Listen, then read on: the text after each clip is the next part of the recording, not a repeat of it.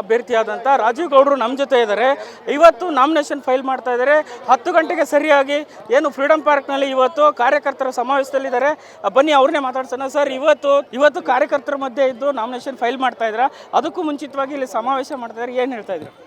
So ನಾವು ನಮಗೆ ticket ಸಿಕ್ಕಿದ ಸಮಯದಿಂದ ನಮ್ಮ ಎಲೆಕ್ಷನ್ ಸಿದ್ಧತೆಗಳೆಲ್ಲ ಶುರು ಮಾಡಿದ್ದೀವಿ. ಪ್ರತಿಯೊಂದು ಅಸೆಂಬ್ಲಿ ಕ್ಷೇತ್ರದಲ್ಲಿ ನಾವು ಒಳ್ಳೆ ಕಾರ್ಯಕರ್ತರ ಸಮಾವೇಶಗಳನ್ನು ನಡೆಸಿ ಎಲ್ಲರಿಗೂ ಹುಮ್ಮಸ್ಸು ತುಂಬಿಸಿದ್ದೀವಿ. ಉತ್ಸಾಹದಿಂದ ಎಲ್ಲರೂ ಇವತ್ತು ಬಂದಿದ್ದಾರೆ, ಮನೆಗೆ ಹೋಗಿ ತಯಾರಾಗಿದ್ದಾರೆ.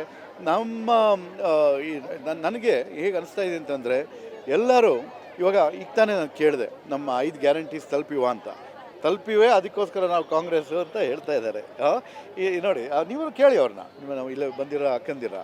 ಸೊ ಈ ಥರ ಒಂದು ಪರಿಸ್ಥಿತಿಯಲ್ಲಿ ಕಾಂಗ್ರೆಸ್ ಅಲೆ ಒಂದಿದೆ, ಅದ್ರ ಮೇಲೆ ಕಾಂಗ್ರೆಸ್ ಒಂದು ಸೂಕ್ತ ಅಭ್ಯರ್ಥಿ ಆಯ್ಕೆ ಮಾಡಿದ್ದಾರೆ ಅಂತ ಜನ ಹೇಳ್ತಾ ಇದ್ದಾರೆ. ಸೊ ಇಂಥ ಕಾಂಬಿನೇಷನ್ ಇದ್ದಾಗ ಖಂಡಿತ ಬೆಂಗಳೂರು ಉತ್ತರ ಕ್ಷೇತ್ರದಲ್ಲಿ ಕಾಂಗ್ರೆಸ್ಸೇ ಗೆಲ್ಲೋದು ಈ ಸತಿ ಅಂತ ನಾವು ಹೇಳ್ಬೋದು. ರಾಜೀವ್ ಗೌಡರು ಸುಶಿಕ್ಷಿತರು, ಪ್ರೊಫೆಸರು ಎಲ್ಲ ಇದರಿಂದ ಬೆಂಗಳೂರು ಪ್ರಜ್ಞಾವಂತರ ಕ್ಷೇತ್ರ, ಇಲ್ಲೇ ಜಾಸ್ತಿ ಮತದಾನ ಮಾಡೋಕ್ಕೆ ಹಿಂಜರಿತಾರೆ. ಅವ್ರಿಗೇನು ಹೇಳ್ತೀರಾ? ಅವ್ರಿಗೆ ಒಳ್ಳೆ ಕ್ಯಾಂಡಿಡೇಟ್ ಇದ್ದರೆ ಅವರೇ ಮುಂದೆ ಬಂದು ವೋಟ್ ಮಾಡ್ತಾರೆ ಅಂತ ಕಾಣುತ್ತೆ. ಸೊ ಈ ಸತಿ ಏನು ಎಕ್ಸ್ಕ್ಯೂಸ್ ಇಲ್ಲ.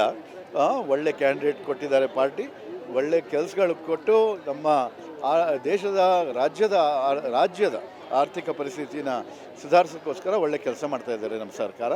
ಇಂಥ ಪರಿಸ್ಥಿತಿಯಲ್ಲಿ ಜನ ಬಂದು ಒಂದು ಪಾಸಿಟಿವ್ ವೋಟ್ ಹಾಕಬೇಕು, ಪಾಸಿಟಿವ್ ವೋಟು ಏನೋ ಇಂಥವ್ರಿಗೆ ಒಂದು ಅವಕಾಶ ಮಾಡಿಕೊಡೋಣ. ಏಕೆಂತಂದರೆ ನನಗೆ ಒಳ್ಳೆ ರಿಸಲ್ಟ್ ಸಿಕ್ಕಿದ್ರೆ ಅವ್ರಿಗೂ ಒಳ್ಳೆ ರಿಸಲ್ಟ್ ಸಿಗೋದು ಗ್ಯಾರಂಟಿ. 8 ಕ್ಷೇತ್ರದಲ್ಲಿ ಹೇಗಿದೆ ಸರ್ವೆ? ಅದರಲ್ಲಿ ವಿಶೇಷವಾಗಿ ಯಶವಂತಪುರದಲ್ಲಿ ಸೋಮಶೇಖರ್ ಅವರು ತಮ್ಮ ಸಪೋರ್ಟ್ ಮಾಡ್ತಾರೆ ಅಂತ ಸುದ್ದಿ ಇದೆ, ಏನು ಹೇಳ್ತೀರಿ? ಸೋಮಶೇಖರ್ ಅವರು, ನಾನು ಆ ಸುದ್ದಿ ಕೇಳಿದ್ದೀನಿ. ಸೋಮಶೇಖರ್ ಅವರು ನಮಗೆ ಸಪೋರ್ಟ್ ಮಾಡಿದ್ರೆ ನಿಜವಾಗ್ಲೂ ನಾವು ಭಾರಿ ಬಹುಮತದಿಂದ ಗೆಲ್ತೀವಿ ಅಂತ ನನಗೆ ಅನಿಸುತ್ತೆ. ಪ್ರತಿಸ್ಪರ್ಧಿ ಏನು ಕೇಂದ್ರ ಸಚಿವೆ ಶೋಭಾ ಕರಂದ್ಲಾಜೆ ಅವರು ತಮ್ಮ ಪ್ರತಿಸ್ಪರ್ಧಿಯಾಗಿದ್ದಾರೆ, ಮೋದಿಯನ್ನು ಹೆಸರಿಟ್ಕೊಂಡು ಹೋಗ್ತಾ ಇದ್ದಾರೆ, ಏನು ಹೇಳ್ತೀರಾ?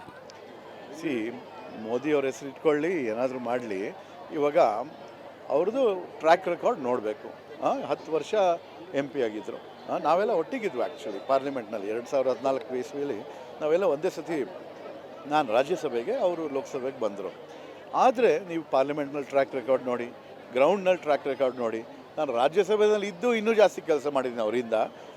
ನಿಮಗೆ ಎವಿಡೆನ್ಸ್ ಬೇಕು ಅಂತಂದರೆ BJP ಕಾರ್ಯಕರ್ತರನ್ನ ಕೇಳಿ, ಉಡುಪಿ ಚಿಕ್ಕಮಗಳೂರಿನಲ್ಲಿ ಏನಕ್ಕೆ ನೀವು ಗೋ ಬ್ಯಾಕ್ ಅಂತ ಘೋಷಣೆಗಳು ಮಾಡ್ತಾಯಿದ್ದೀರಾ ಅಂತ ನೀವು ಕೇಳಬೇಕಾಗತ್ತೆ.